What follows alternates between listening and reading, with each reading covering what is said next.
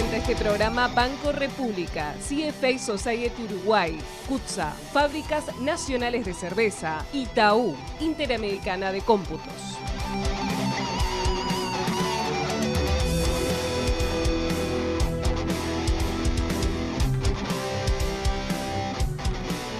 Buenas noches, bienvenidos a una nueva edición de ADN, además de noticias aquí en BTV. Hoy sin Gabriel Pereira, una leve indisposición física nos lo separa, pero bueno, va a estar el próximo jueves nuevamente con nosotros. ¿De qué se trata este programa? Bueno, ¿cuántos uruguayos vivían en condiciones de pobreza antes del inicio de la pandemia, antes de la crisis económica que generó la pandemia? La medición de la pobreza es una medición económica, se pone allí una canasta básica, alimenticia y otros servicios, y aquellos hogares que no tienen ingresos superiores quedan bajo la línea de pobreza. Pero hay otro estudio que le pone un poco más de atención, que no son solo las canastas básicas que habitualmente maneja el INE, sino que hay otros componentes. Los vamos a estar estudiando ese tema. Ayer CERES, el Centro de Estudio de la Realidad Económica y Social, CERES, sacó un informe y es elocuente y llama la atención. Más de 500.000 uruguayos están debajo de la situación de pobreza, no tanto por ingresos, sino por condiciones estructurales de necesidades básicas insatisfechas. Lo vamos a hablar con el economista Carlos Díaz, es investigador de CERES, entre otros atributos, es el responsable de este estudio, y después vamos a estar ampliando el concepto con Gustavo de Armas, sociólogo especialista en políticas públicas de UNICEF.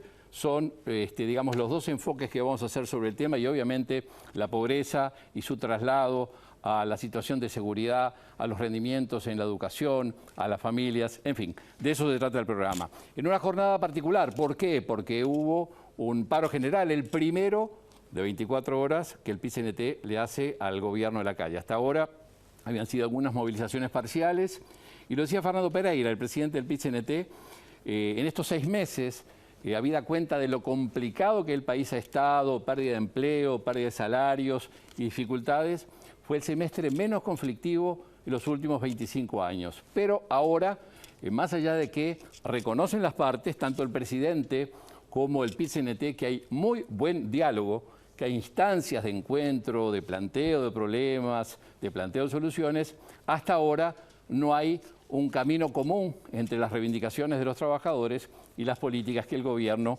pretende implementar. La plataforma del paro o la consigna por presupuesto popular y un Uruguay en movimiento. Son varios temas que están allí. Trabajo de calidad, dice el PIT-CNT, defensa del salario, ingreso básico, fue una reivindicación permanente del PIT-CNT, incluso del Frente Amplio hacia el gobierno. Esto no ha caminado. También el presupuesto es un tema que hoy se pone sobre la mesa, recién empezó el tratamiento parlamentario, pero hay situaciones complicadas y, por supuesto, las protestas por lo que fue la ley de urgente consideración, y el PIT-CNT ya empieza a manejar la posibilidad de un referéndum responsable. No está claro todavía si sería por toda la ley o por los principales artículos. ¿Qué pasó en la jornada? Bueno, paro. El PIT-CNT lo valoró como positivo, que hubo un acatamiento bastante importante, menor actividad de lo que sería un domingo. Y hoy en el informativo de BTV, Fernando Pereira fue consultado sobre la significación de este paro en esta jornada. Si quieren, lo vamos escuchando para tener un poco el contexto que se dio el paro en esta jornada. No es que es un cortecito menor, es un terrible tajo a las economías de los hogares de los trabajadores públicos y también privados, ¿no? Mientras que el Poder Ejecutivo cree o ha sostenido, o parte del Parlamento sostienen, que es el sector privado el que va a dinamizar la economía con empleo y el Estado tiene que pesar menos, nosotros creemos que el Estado tiene que tener una participación decisiva para que los sectores que hoy están pasándola mal o muy mal no terminen cayendo por debajo de la línea de la pobreza, y que la acción del Estado ha sido fundamental a lo largo de la historia en las políticas sociales complementarias. A su vez, Pereira se mostró satisfecho con el acatamiento que tuvo la medida y dijo que con el gobierno hay diálogo, pero no acuerdos. Y eso también es una muestra de adhesión a que la plataforma que levanta el PIT-CNT es comprendida por una buena parte de la sociedad y que esa parte de la sociedad responde haciendo el paro.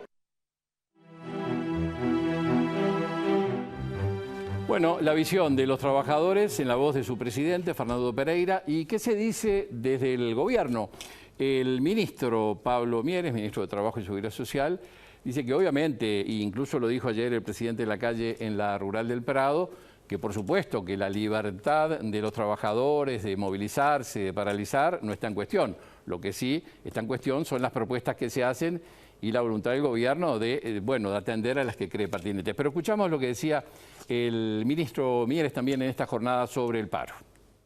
Obviamente los motivos por los que realizan el paro no los compartimos, pero están en su derecho, ¿no? En materia de empleo estamos en pleno diálogo justamente con el PIT-CNT y con las cámaras empresariales.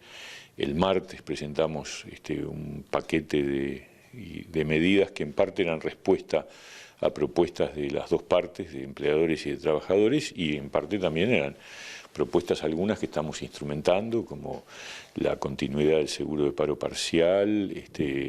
Se anuncia además la aprobación medio rápido de un proyecto de ley de facilidades de pago para las empresas con respecto al BPS y a la DGI.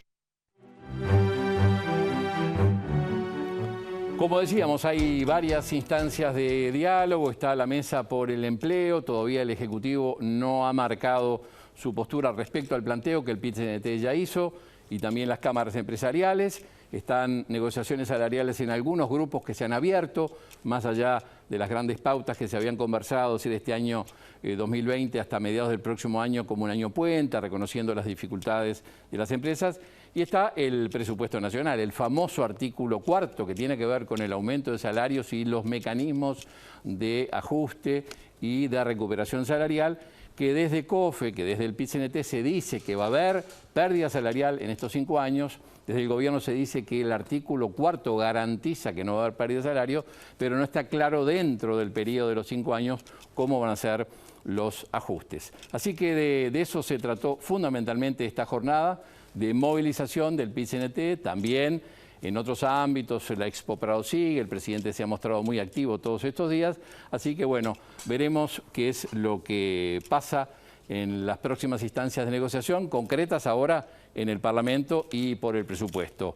Nos vamos a una breve pausa y venimos ya con el economista Carlos Díaz, técnico de Ceres, que nos va a presentar las principales conclusiones de este estudio que analiza más en profundidad la situación de la pobreza en Uruguay y que muestra cifras realmente preocupantes y antes de la pandemia.